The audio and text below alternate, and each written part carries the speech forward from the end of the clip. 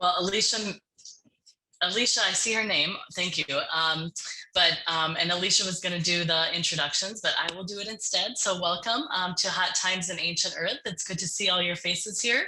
I'd actually like to turn it over to our esteemed paleontologist at the Science Museum, Dr. Alex Hastings, whom we are so lucky to have as our science researcher and paleontologist. And here's Alicia. Hi.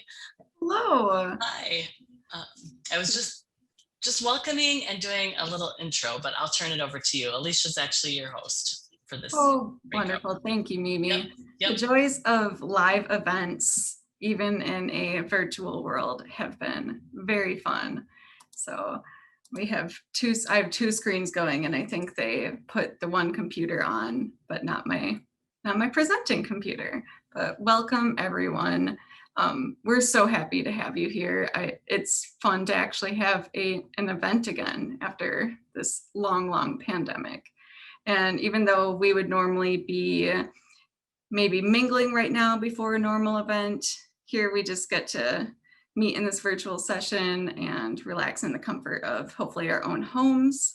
And we'll just get to learn more fun facts, and it's a little bit more fun than party talk anyways. So let me introduce our presenters today.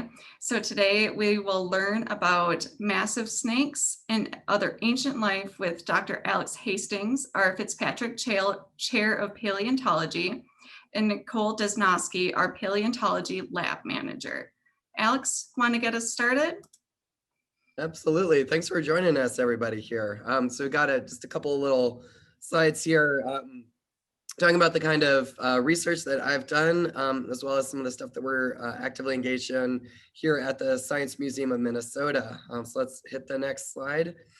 So a lot of my passion and my things that I really get excited about are reptiles and paleontology. So when you can get into the fossil record of reptiles, it's just the best thing in the world.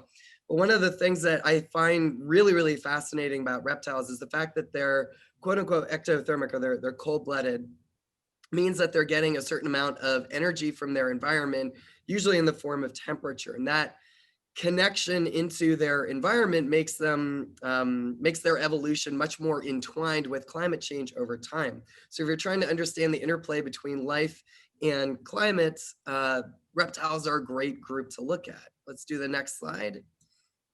And in terms of what that makes, the kinds of possibilities that come from that, probably the most sensational example is the large snake that we found in northern South America known as Titanoboa, or we named Titanoboa.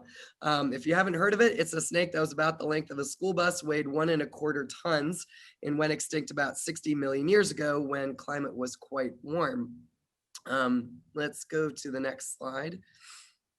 From that, we're actually able to take a really deep dive into snake biology and understand what makes these cold-blooded animals function at such large body sizes. It's largely driven from temperature. So we're actually able to back out how hot it had to have been just to keep that snake alive. And from that, we're able to actually not only understand the past better, that actually get factored into future climate projections, showing that the tropics can actually get very hot. And that's going to have a dramatic impact on the kinds of life that does well in that environment there. Let's do the next slide. And if you guys have not seen it, you guys got to see it, because we have the life model at the Science Museum of this massive snake in all its wonderful glory. There it is, eating a crocodile, which is a little sad for the crocodile, but that's okay. So that's a great project that we're able to actually contribute not only this amazing cool thing about fossil reptiles, but actually help prepare us for the future from that. We got another cool project that I'm going to let Nicole set up next. Hi, everybody. So I'm going to move into some of the projects that we are currently working on in the Paleontology Lab. So here we have two leaves, just to give you a little bit of background. Leaf margin shape, or the shape of the edge, gives us a little bit of insight into temperatures of the past. So if we look at that first leaf there, we have a serrated edge. Serrated edges are more of a temperate climate, whereas our smooth edges we tend to see in warmer, wetter climates.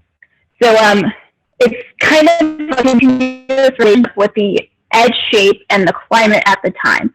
So you're not going to be able to look at one leaf and just get an idea of the climate or the temperature at that time. So if we can move to the next slide. And here, so these are examples of some of the leaves that I have been working on in the Paleontology Lab at the Science Museum of Minnesota. So these come from the New Ulm area of Minnesota. So they're Cretaceous in age, so that's say about the end of the time of the dinosaurs. So what I was saying is you can't look at just one leaf and get an idea of the temperature. So what you need to do is look at a lot of different leaves from a lot of different species. So what we're doing is collecting a lot of leaves, checking out the margins, trying to get an idea of, at the end of the time of the dinosaurs, what the climate might have been like in Minnesota, which is something that actually had never been done before. So.